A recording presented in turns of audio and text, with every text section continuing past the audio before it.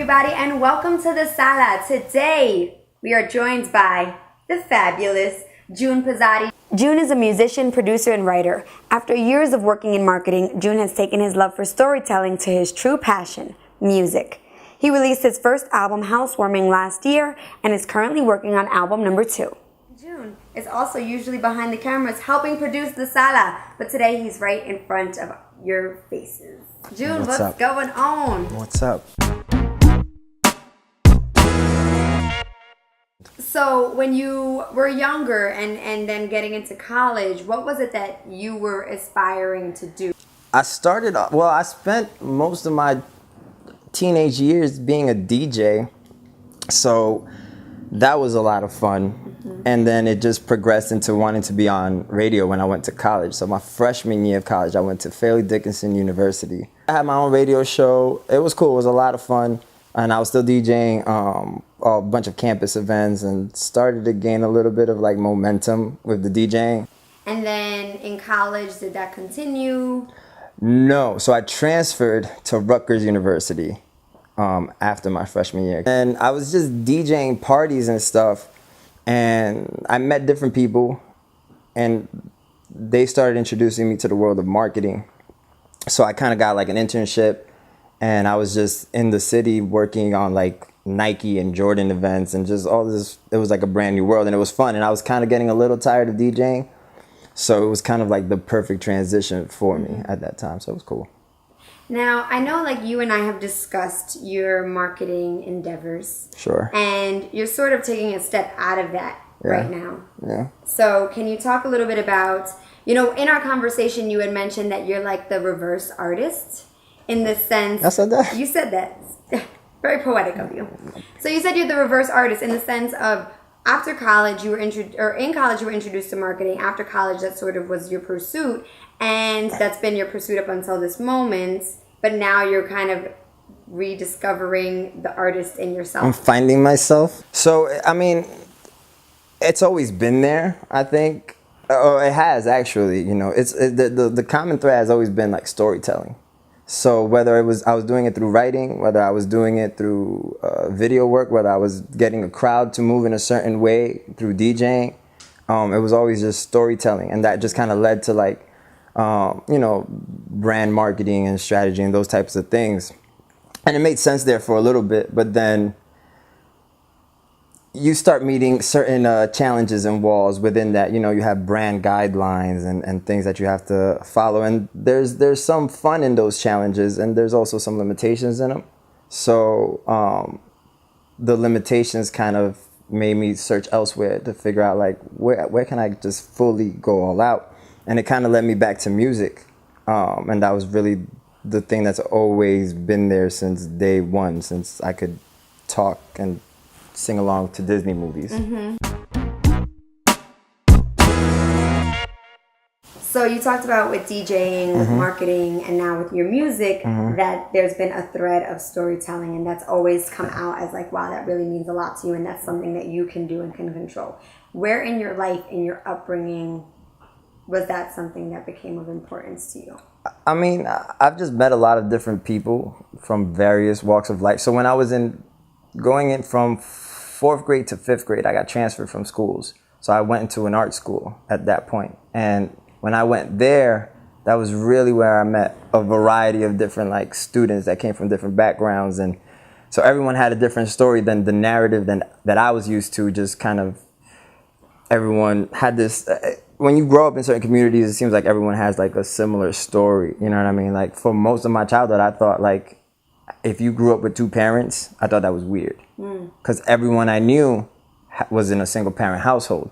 So it was just kind of like learning about these different stories. And I'm like, yo, I want to tell my own story. Like I have things that I want to say and things that I want to show and even other people's stories. So I think it's always been a part of how I've seen the world. And just my perspective has always been outward and seeing it through the eyes of other people. And I think when I add that to my own experiences, those are the stories that I'm like, all right, this is worth sharing and people should know about it. So now you're currently pursuing your career as a musician. Right. And one of the things that you mentioned was that you didn't want to be a stereotype, so that for so long you ignored that side of you. Yeah, I mean, growing up, everybody wanted to be a basketball player or a rapper. Like, that's all it was. That's all it was. So it's like, I didn't see those things, though. Those weren't real to me. They were just things I saw on TV. Kind of like full parent household was a thing I just saw on TV. Those weren't my realities. I wasn't seeing those things on a day-to-day basis. So it was all just like, it seemed completely out of like the realm of possibility. And then like just coming from there is very stressed to like, you gotta go to a good school, you gotta be smart, you gotta get a good job, you gotta do all these things. So that was kind of what was ingrained in me. Like, even though I went to art school, it was still like, you can be creative, but you have to be realistic, like that term. Be grounded in certain things. And it wasn't until I got older that I just started seeing the world a little bit more, traveling, and just kind of realizing that there are more possibilities out there than what I had ever imagined before. So you rap. Yeah. Let's tell the people like it is. I'm a You're rapper. I'm a rapper. You're a rapper and a writer, and you write your music. So I write responsibly. Every verse makes my anthology. In a world where quality's anomaly, I think it's comedy. When I leave them looking puzzled, they claim that they'll never solve me. Though they may not get it now, I know history will absolve me. What is it that inspires the music that you write? It depends as far as like the inspiration. Like, it comes from a multitude of things that I see, things that I think. A lot of it is just reflections and introspection and looking at things from a different lens. The storytelling is always the same part of it. I just take a lot of care and a lot of time and just references, like different things that people will be like, and it kind of just sparks a different thought. You were talking about putting out your first album. How was that experience for you? How did you face the fear that accompanies just trying something new? And not only trying something new, but trying something new that is representative of yourself. It wasn't that fear. I don't know if that would be the word I would use. It was just a challenge that I decided to take. But it didn't feel like it. It was fun, man. Like, it was fun. It was a lot of fun to just be in sessions and just kind of like figure out what's the best way to tell this story, or what's, let's figure out this whole project as an entirety, because that's kind of the approach that I take to it. Like, I make sure that I think of like everything from the sequencing to what type of like vibes you're gonna get as you ride through this like journey, because I come from like listening to music on cassettes where you just press play and let the whole thing rock. It was just a matter of pulling together resources. That was the toughest part, like getting producers and getting studio time and kind of putting all the pieces together by myself while still working my 9 to 5 in the world of marketing and such. So it was just like, all right, that was the challenge, but and there's always, I hope people are receptive to this. But once it came out, that was great. It was great and it was bad. What was the feeling like? Once it was out, it was a huge like relief, because at this point, like, you've heard all the songs a million times, so now you're just like engineering and just kind of mixing it all down right or whatever. So at that point, it's like, all right, the work is done. Now it's just let's make it as presentable as possible. But once it was out, it was like a relief, and then I missed it. Like, studio sessions are not fun. Like, there's this whole perception, like, I can't wait, it's gonna be so much fun. Like, that's not the reality. Like, it's just, you hear the same snare drum over and over and over, and it's tweaked for like forever. But nah, I missed that. I missed the process. And that's the thing, like, when you find something that you really love and you're just like fully ingrained and passionate about it, and you're consumed by it, you miss even the bullshit. You know what I mean? And that's what it was. It was like, all right, once I released it, I was like, okay, cool. And then the reception for it was really good. People were like, oh. I was expecting this shit to be whack. I was expecting this to be whack, but you actually got some bars. I'm like, cool. You know what I mean? It was cool. And then I just started writing again and just figuring out how to do the next one. Yeah. And how does it feel to know, like, oh my God, I missed this, but this is not what's going to make me the money right now, so I have to go back to what I don't love? That's the challenge, right? So I put out the first project 1 foot in, 1 foot out. I was still just dividing my time, dividing my energy. And the way I look at it is like this. I'm 27 years old right now. Like, I have, you know, a strong product, I feel. And it's like, if I don't take the shot now, I'll look back in 20 years and be like, why didn't I go all in?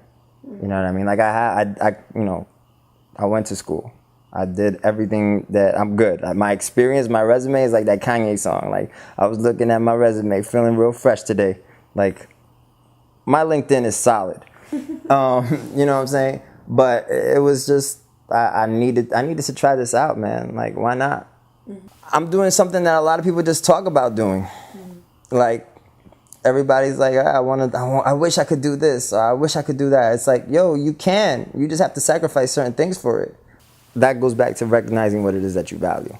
And for me, there's a creative force. There's this need, there's this desire to create that can be difficult sometimes to explain to people. Like, if they don't have that desire or that passion, you know, to want to create something, is you get a lot of like, okay, you know, they don't fully necessarily understand it, and I get that, I get it, you know what I mean? I'm not doing anything that's safe, you know what I mean? But I always felt that could be the greater risk, to play it safe.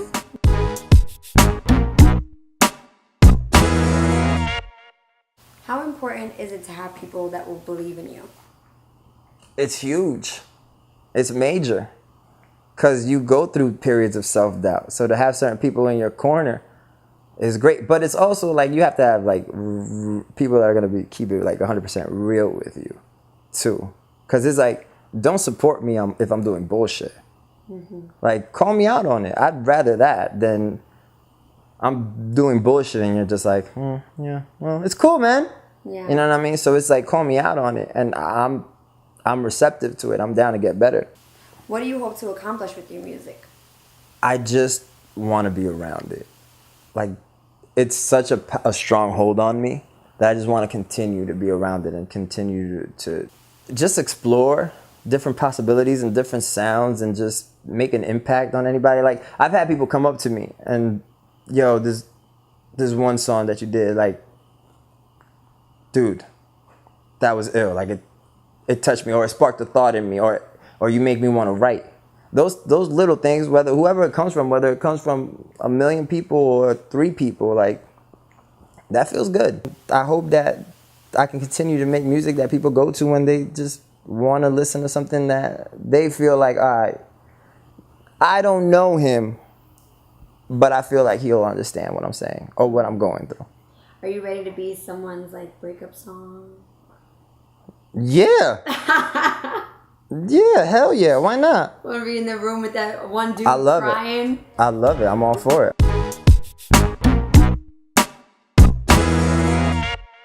So, what for you? What defines success? Success for me is not losing a hold of what it is that you value. What is it that you hold most valuable with your time here on earth, right? You have like this window, this small little window that's open to you. So what are you gonna do with that time? Time is the highest currency by far.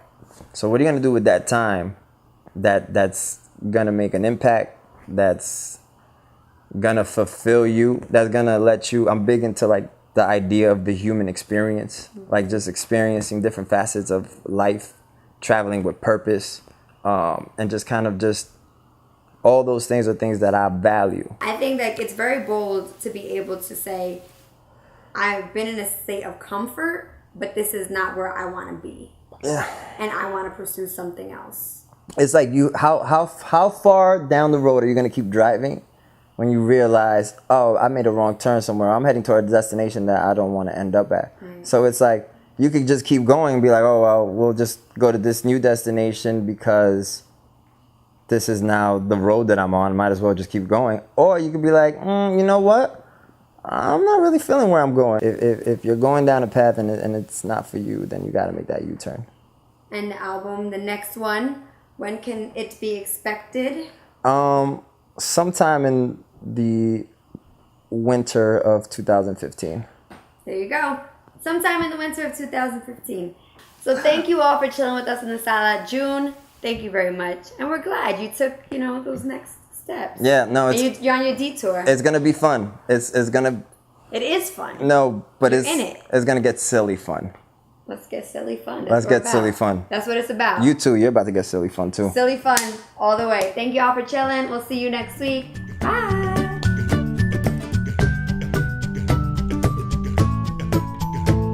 My encounter with Stop and Frisk in 2006. In 2012, there were more young black males between the age of 16 and 24 who were stopped than the entire population of New York City, young black males in that same demographic. That means that of the records that they do have, more people were stopped than actually live here, which means people were stopped more than once. In 1 year. Insane. There are people who have been stopped 20 times over a lifetime, 20 times before the age of 18. I've only been stopped twice. My brother's been stopped maybe 6 or 7 times. My father has been stopped. What does that do to your psyche, right? What does that do? I know what it did to me with one sort of really scary version. I know what that did to me. It changed the entire course of my life.